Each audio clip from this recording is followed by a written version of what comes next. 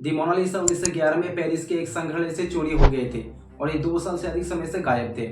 इससे ये painting famous होने लगे क्योंकि इसके बारे में न्यूज चैनल और अखबारों में हेडलाइन छपने लगे और हर जगह से लोग इसके बारे में चर्चा करने लगे। इस घटना ने इस पेंटिंग को और भी अधिक फेमस बना दिया था, विशेषकर इसके रहस्यमय मुस्कान के कारण। Mona Lisa was placed in the Louvre Museum in Paris in 1706. But she's about to become a sensation. The Mona Lisa is snatched from the world's most famous museum.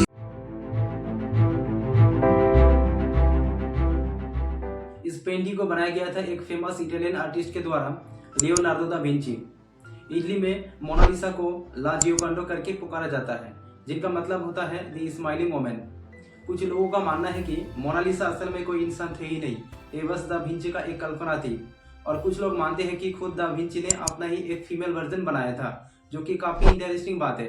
लेकिन सबसे पॉपुलर थ्योरी ये बताते हैं कि Mona Lisa असल में एक अमीर व्यापारी की बीवी थी, जिनका नाम था लीजा डेल जियोकंडो।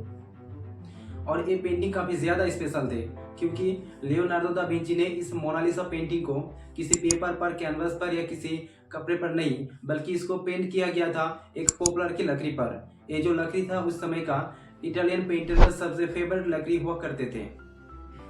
फिर मोनालिसा पेंटिंग को दा विंची ने फ्रांस ले गए थे, जब वो 1516 में राजा फ्रांसिस के द्वारा इन्वाइट किया गया था। दा विंची ने वो पेंटिंग जिस पर वो बरसों से काम कर रहे थे अपने साथ ले गए और फ्रांस में उस पर काम करना जारी रखा।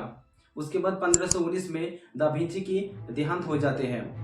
दा विंची की मृत्यु के बाद फ्रांस के राजा उस पेंटिंग को अपने सही संग्रह यानी रॉयल कलेक्शन पर रख लेते हैं। उसके बाद साल 1797 में फ्रेंच रेवोल्यूशन के दौरान उस पेंटिंग को राजा की महल से लेकर लूव्र म्यूजियम में रख दिए जाते हैं। फिर मोनालिसा पेंटिंग को 21 अगस्त 1911 को फ्रांस के लूव्र म्यूजियम से विंसेंजो पेरुगिया ने चुरा लिया था, जो कि एक इटालियन थे।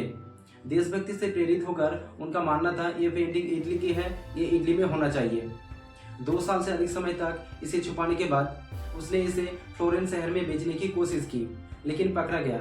फिर उस पेंटिंग को वापस लूव्र म्यूजियम में रख दिया जाता है 4 जनवरी 1914 में। आज भी इस पेंटिंग लूव्र म्यूजियम में भारी सुरक्षा के साथ है।